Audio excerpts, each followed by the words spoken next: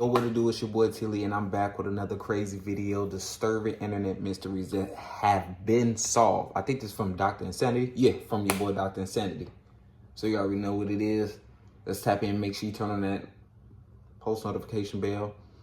If you're watching this at night, I'm not responsible for your scares. I'm not responsible in general if you're scared. So make sure it ain't at night. Let's tap in. 15 Reddit user Disco Godfather 6922 All this weird stuff that be on here, bro. Shout out to Dr. Insanity. He be coming in clutch. The post featured an image of a mysterious bright green building with little to no context. Its only identifying features were several signs that read Fun Time Kids Care, suggesting that the building might have once been a daycare center or at least pretending to be one. The title of the post read, "What's the deal with this place? Lived across the street from it for 5 years, never seen a kid there." At first glance, an abandoned daycare doesn't seem all that interesting, but something about this building felt off. There were details that didn't quite add up. The mismatch between the fresh-looking outside paint with old worn-out signs and the oddly placed windows that appeared to be boarded up from the inside. These strange elements caught people's attention, and before long the post had gone viral across the internet. Then things got even stranger. A few days later, Disco Godfather visited the building again and described what they saw in a comment. "So I just came back from the place and found something in the back covered by a camo tarp. I then saw a Mexican man come out and pick something up and go back inside. Earlier in the day, I went there and saw a pizza guy trying to deliver a pizza to the place. He knocked and nobody came to the door. He left and I was about to as well until I noticed kids walking up to the door and trying to get in. Finally, an old Mexican lady opened the door and let them in. 5 years of living here, I never saw a single person go in or out. Then one day, I see 4 people. Weird." And while some people joked about the building being the base of operations for Walter White from the popular TV show Breaking Bad, others took things more seriously. To them, this daycare looked like a money laundering front, or something far sinister like an organ harvesting operation. One person also pointed out the convenient timing of Disco Godfather seeing the 2 kids after their post went viral, stating, "Could still be a drug front, but perhaps due to the additional attention it's getting, they're bringing in some of their own kids to make the place look more convincing." Yeah. But before Disco Godfather and the rest of the internet could find any concrete answers, a Reddit user by the name of Deathship advised them to stop looking into this place. Naturally, people wanted to know who this guy was. As Redditors began looking further into Deathship to understand their ominous warning, they made some interesting revelations. Deathship was a retired Air Force linguist who was fluent in 8 different languages and was also stationed in Area 51 at some point. If these credentials were true, it was possible that this mysterious building was affiliated with one of the 3-letter organizations like the DoD, FBI, and CIA. And if Deathship knew, that would explain his warnings telling Disco Godfather to back off. But things became even more terrifying when soon after Deathship's comment, Disco Godfather began receiving threats from other users.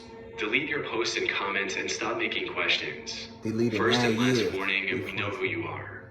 If you must continue your search, try to uncover what you seek. Do not say I didn't warn you."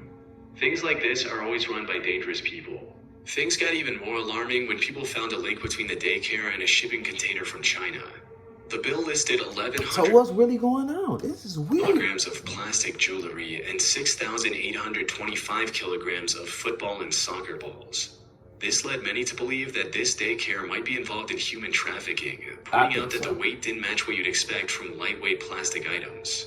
Fortunately, all these disturbing theories were discovered to be nothing more than conspiracies.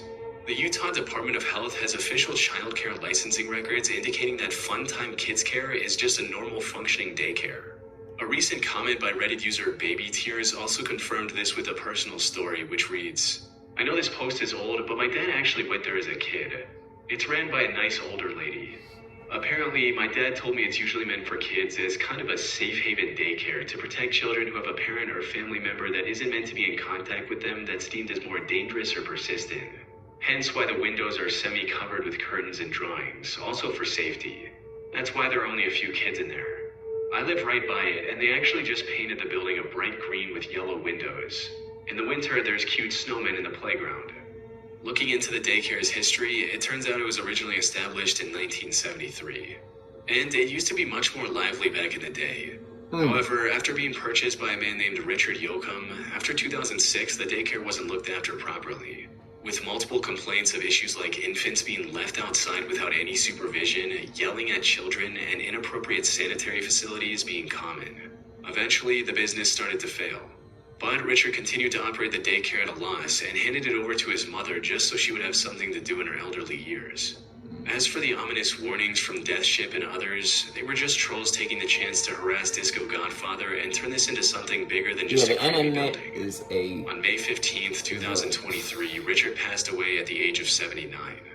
But the Funtime Kids Care building still stands today, its legacy now reduced to a quirky internet footnote where fans of the mystery even dress up as the daycare for Halloween. An ending to what was, in hindsight, a completely overblown saga. Thank you to BetterHelp for sponsoring this video. First with Let's get straight to it. 320. Hold on. 96.7 FM Strange Sounds. On the 7th of January 2018, Reddit user Batchian320 made a post on the Beaverton, Oregon subreddit describing a bizarre phenomenon. The post read, "Tune in to 96.7 if you are near Progress Ridge. Some weird shit is going on. Sitting in the car with friends, tuned to 96.7 and I'm hearing weird repeating sounds and sometimes random people talking or saying random things. The sounds get more bassy and less bassy with some strange frequencies interrupting other ones. Someone please explain this." And while others initially dismissed it as nothing more than two dominant radio stations playing over each other, they quickly changed their minds after listening to the eerie broadcast themselves.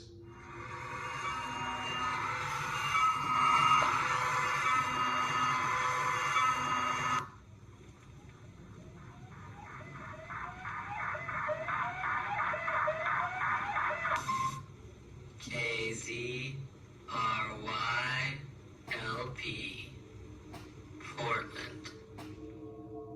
Around the same time, Redditor Jimmy Saltz made a very similar post in the What Beaverton are they subreddit as trolling well. on the internet? This on the essentially ruled radio. out the possibility that the issue was related to Batchian's car radio.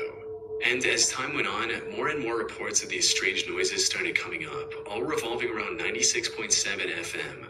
Now, if these strange noises were just that, most people would have dismissed them as a faulty broadcast system and moved on with their lives. Yeah. However, the most haunting thing about these noises was that they kept changing.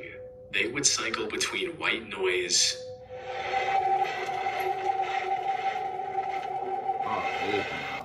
No. and the most terrifying. Also found reports of these strange noises going as far back as 27. It's off of FM letting it in my radio house. 1617 and The blood on in Jesus. this pattern and no station tones and whirring sounds. Nothing it's played is recognizable by Shazam. Any input is welcomed. The person who made this post also linked to a video they recorded, and sure enough, the noise. The only noise I got is the noise I got. Reports of these Yeah, strange do that. noises persisted until June 2018, only to disappear as suddenly as they emerged. This extended year-and-a-half-long timeline of these noises does negate the possibility of this being some troll hijacking the frequency. What'd I just say? Because over such a long period, one of the people working for the 96.7 FM station must have noticed the hack and corrected the issue. So, if these noises weren't caused by a malfunctioning, Some drugs. what does a non-profit that these noises at a later time to see what Sorry, that's on. this quickly turned in trying to search your house and you have to Oh, okay, hold on. know who deliberately created this hoax for attention. However, 96.7 FM has since been replaced by a rap station. However, this cuteness quickly turned into sheer horror as others read through the specifics of what Sparta was looking for. The post read, "I know almost nothing about this game. All I can remember is that it's kind of like Harvest Moon, but with a dark twist. The game starts out with you and your wife. One night you get into a fight and you end up stabbing her to death. Now, the game revolves around you farming to stay alive while trying to keep the town from finding out about the incident that happened. Every now and then the cops come to search your house and you have to hide her corpse." People found the idea of a game that combined an innocent premise like farming with such a twisted plot both disturbing and highly intriguing. Given the storyline of this mystery game, most assumed it was some obscure Flash-based browser game. However, despite countless users on the subreddit dedicating hours each day to the search, they found no clues that could lead to an answer. The Never search saw also this garnered game. an entire subreddit, which quickly grew to over 10,000 members as the legend of the game with such a dark premise traveled across the internet. The search also resulted in some users posting about having played the game a long time ago, with one such post reading, "Hi all, first time posting here. Today I found my old laptop, but sadly it won't boot up. But it brought back some great memories, particularly a game I'm about to describe. So, at the start of the game you killed your wife, but after that you just lived as normal managing your farm. However, it had a twist. The police could come at any time and find the body, so you had to constantly be wary and move the body. The laptop was built in 2001, and I bought a new one in 2003, so it would have been between that time. It wasn't a browser game, and I think I may have gotten it from uTorrent, but cannot remember to be honest. Hope this is enough info, and many thanks." However, all of these claims turned out to be false. That is, until one user solved the mystery 5 years after the original post. According to him, Sparta likely saw this animation for a clip of YouTuber Varg Skeletor Joel, otherwise known as Vinesauce, and later misremembered it as an actual game. Honestly, you know what it sounds like? It sounds like Harvest Moon, but with like corpses. It sounds like that'd be a fun game, just playing as Harvest Moon, but throughout all the gameplay, you gotta hide a dead corpse. You know what? No. You know what it is? Harvest Moon, it's just regular Harvest Moon with your wife, and midway in the game, you have an argument with your wife, and you accidentally kill her with like you kill her with like a barbecue kebab rack. You impale her accidentally, and you're like, oh, I didn't mean that. And at the same time as you gotta like manage your farm, you know, raise your chickens and milk the cows, you also gotta like hide the body from the cops sometimes, from health security checks, and yeah. Sparta would confirm this to be the case, stating, "So guys, I just got around to looking at the Vinesauce animated video that someone found, and as anticlimactic as it may be, I believe that this is likely the source of the game. It fits everything exactly. And I used to fall asleep all the time watching Vinesauce videos." So, in the end, while finding the answer was satisfying, it also left many feeling empty after spending 5 long years searching for a game that ended up not even existing. That's what you get. Alright, let's do Anything this. on the internet. That is true. Do y'all research before y'all get to it. Kanye Quest 3030. On July 22nd, 2013, a game called Kanye Quest 3030 released online, sparking a mystery that would haunt the internet for a decade. It was a very odd Pokemon-like role-playing game in which the player character, popular We music don't need to be mentioning nothing with Kanye right now. That man is...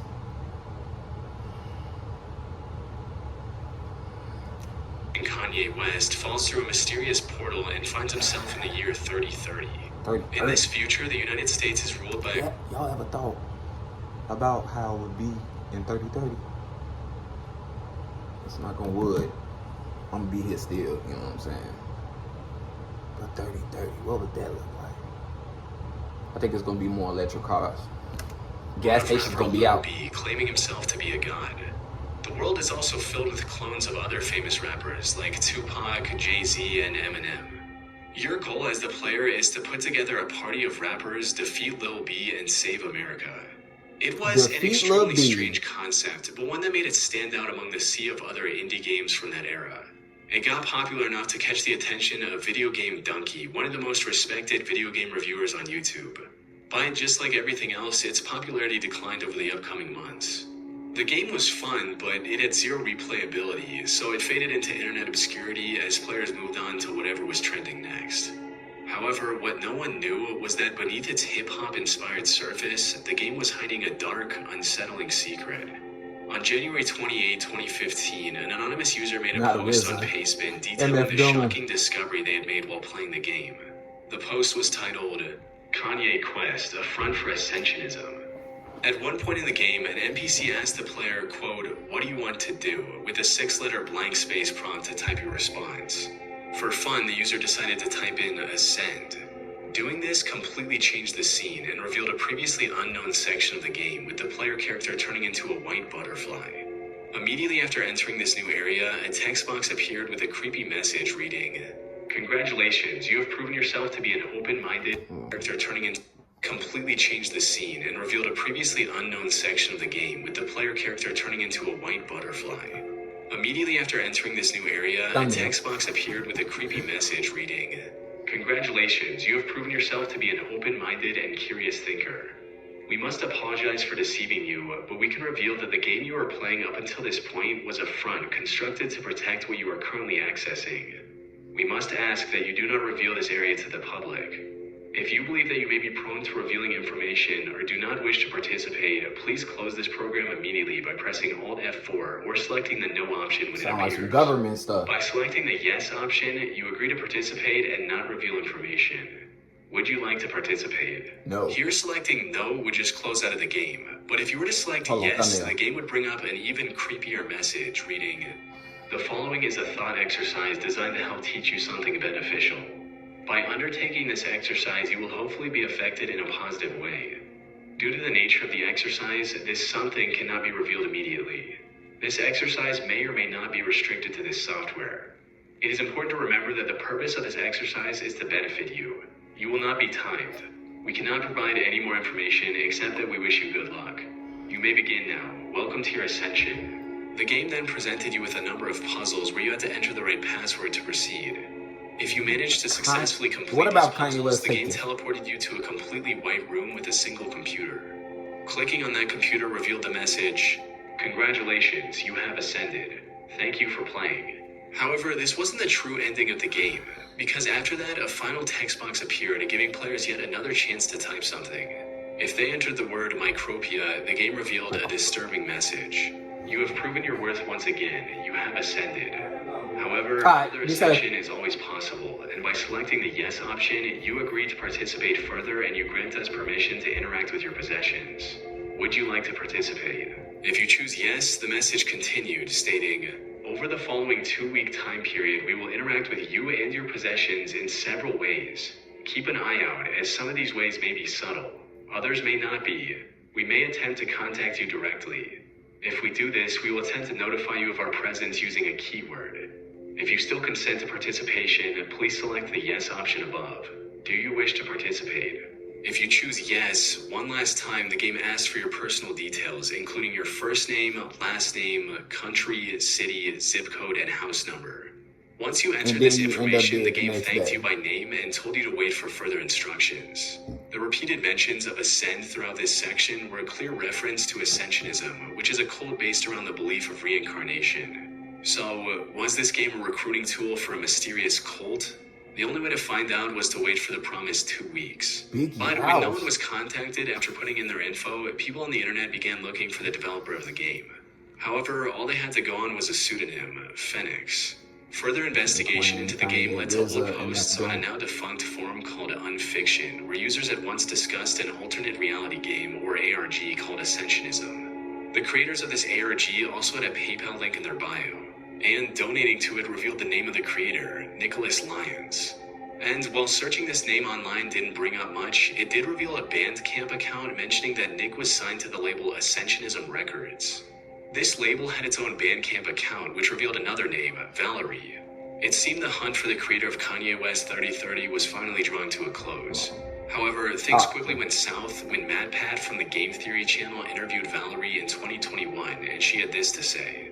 Yeah, so Kanye Quest. It's not actually related to me. For a long time, I wanted to make music for games. Because of this, I spent hours and hours finding and talking to folks in random game developer group chats on Skype, Discord, TeamSpeak, etc. I would say sometimes, hey, feel free to use my work or even just my ideas in your stuff for free. Just make sure you credit me. And with Kanye Quest, I don't really know. I don't know who developed it. I don't know why. I guess they just liked my work and wanted to incorporate it somehow while challenging themselves to implement some weird mechanics into their game. Instead of clarifying things, Valerie's statements only deepened the mystery. Maybe the game was actually developed by a cult after all. But just over a year after Valerie's interview, the truth was finally revealed in a web series called Finding Yeezus. The hosts of this web series managed to find the creator by tracking down one of the game testers for Kanye Quest 3030. And the reality of this game turned out to be a lot more mundane than anyone could have imagined. I'm Clara Hope. I'm a musician and artist, and I created Kanye Quest 3030. So, when does it begin for you? For me, it began as a Year 12 project for high school. They wanted us to make like a major project for school, and I was like, I'm gonna make a video game. The game contained nothing more than a hidden ARG. And the original user who made the paste-bin on the Ascensionism findings turned out to be Clara Hope, the creator of the game, trying to bring attention to the ARG implementation. It was found that at no point was the game connected to the internet, so when you entered your personal details, it wasn't even going anywhere. It just goes to show how the internet's imagination and wild theories can transform something as ordinary as a high school final project into a decade-long cold mystery. And just imagine if they was asking for social security and credit cards and all that. Scams. Bring on the double. After my hospital stay, Affleck helped close the gap by paying me cash for. That's crazy. Yay video games. Yay On video September games. 8, Why are these 2010, people? Reddit user I Wish I Was a Meme What made a the- post what's in with this Kanye r/gaming yay? asking for mod recommendations for a game called Oblivion. The replies to the post started off fairly normal, with players of the game listing out the best mods for a new player. That is, until a user by the name of Yay Video Games joined in on the conversation and posted a comment stating, "The uninstall button. The game is great and all, but god is it hard to fully remove all the junk it leaves behind on your system. You really need to check out that mod when the time comes to get rid of it. Otherwise, I think Ascuro's Oblivion overhaul is a nice start." The first two sentences of this comment didn't make any sense. And when someone said, "What?" Yay Video Games once again replied with a similar comment stating, "The uninstall button. The game is great. Ubisoft goes Steamwork bye-bye, always on DRM. But you have to go work, always on work DR. Check out the junk it leaves behind in you." This somehow made even less sense than his previous comment, leaving others confused about what he was trying to say. I'm like, What they didn't know was that things were about to get a whole lot more confusing.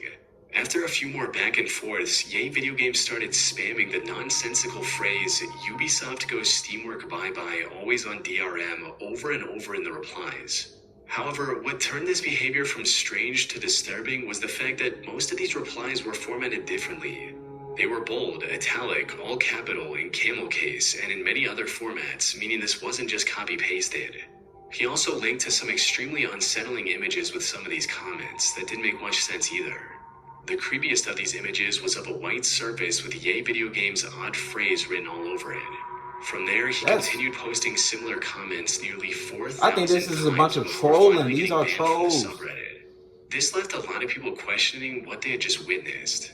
Many just assumed that he was either trolling on some extreme level, or Yeah. that this was the work of an advanced bot. People be bored But and be before they needing could get attention. any answers from Yay Video Games, he deleted his account and disappeared from Reddit. And the mystery of this bizarre breakdown remained unsolved. That is, until Reddit user SoLegitHS took it upon himself to solve this case, hoping to find an interesting ARG or something along those lines. But what he uncovered instead was far more tragic than anything he could have imagined. After going through every post from the Yay Video Games account and finding similar repetitive patterns in other places across the platform, SoLegitHS narrowed down to 3 more accounts that belonged to Yay Video Games. These included No Substance Here, Vinyl Record, and Not Sure How Big You Are. Among these, Not Sure How Big You Are appeared to be Yay Video Games' main account. Here he shared many aspects of his life that were crucial to figuring out his story. And contrary to what many believed, he wasn't just some troll spamming bizarre posts for attention. Those posts were his way of coping with a deeply miserable life. According to his What did I just say? What did I just say? What did I just say? Yay Video Games was suffering from some extreme chronic illnesses that left him in excruciating pain at all times. The constant medication had also messed up his mental stability, resulting in manic episodes like the one that made him popular in the first place. Sadly, all of this became too much for him to bear. In the beginning of 2015, he decided to end his own life to escape the suffering. Okay, that was crazy. That was crazy. Let me know in the comments what you think about this one. Make sure y'all like, share, subscribe turn on that post notification. That was a crazy ending. And we're going to leave it off right there. Yeah, we're on the road to 100K subscribers. I love y'all. Appreciate y'all, man. We out of here.